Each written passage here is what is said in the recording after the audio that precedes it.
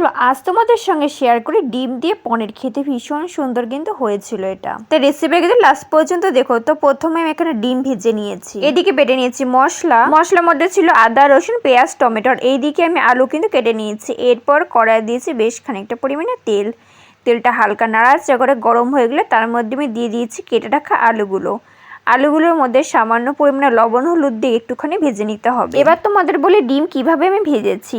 তো আমি এখানে 3টে ডিম নিয়েছি, তোমরা চাইলে 2টোও নিতে পারো। ডিমটা একটু মোটা করে তেল দিয়ে ভেজেছি, তারপর সেটা পিস পিস করে নিয়েছি। মানে একদম পাতলা পাতলা হয়েছে, মানে পনিরের মতনই কিন্তু দেখতে লাগছে। তো পনিরের মতো অতটা মোটা না। তো এইদিকে আমার আলু ভাজা কমপ্লিট, তাই সেগুলো তুলে নিয়েছি। এরপর তার মধ্যে দিয়েছি কিছুটা পরিমাণে জিরেটা হালকা নাড়াচাড়া করে তার মধ্যে দিয়েছি মশলার মধ্যে তো আগেই বলেছিলাম আদা, রসুন, পেঁয়াজ আর টমেটো। কিছুটা পরিমাণে জিরেও কিন্তু আমি দিয়েছিলাম বেটে।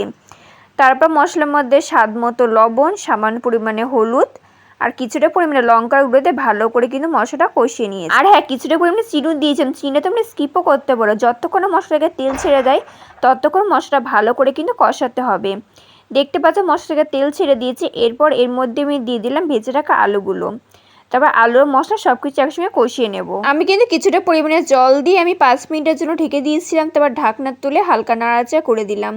তারপর এর মধ্যে দিলাম পরিমাণ মতো জল। তোমরা এখানে গরম জলও দিতে পারো, তবে আজকে আমি ঠান্ডা জলই দিয়েছি। আমি কিন্তু ঝোল বেশি একটা রাখবো না, গামাকে ঝোল কিন্তু ভালো লাগে, কিন্তু যেহেতু আলুটা সিদ্ধ হবে তার জন্য কিন্তু অনেকটাই জল দিয়ে 5 মিনিট ঢেকে জাল করে নিয়েছি। এদিকে দেখতে পাচ্ছ ডিমটা কিরকম হয়েছে।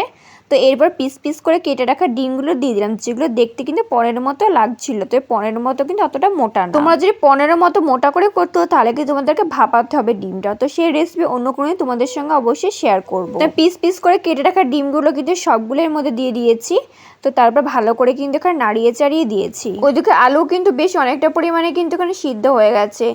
তো দেখতে পাচ্ছ ডিমগুলো না আস্তে আস্তে ফুলে উঠছিল, মানে ঝুলে দেওয়ার পরে। আমি ডিমগুলো দেওয়ার পরে কিন্তু 10 মিনিট কিন্তু জাল করে নিয়েছি। দেখতে পাচ্ছ পছন্দের মধ্যে ঝোল চলে এসে।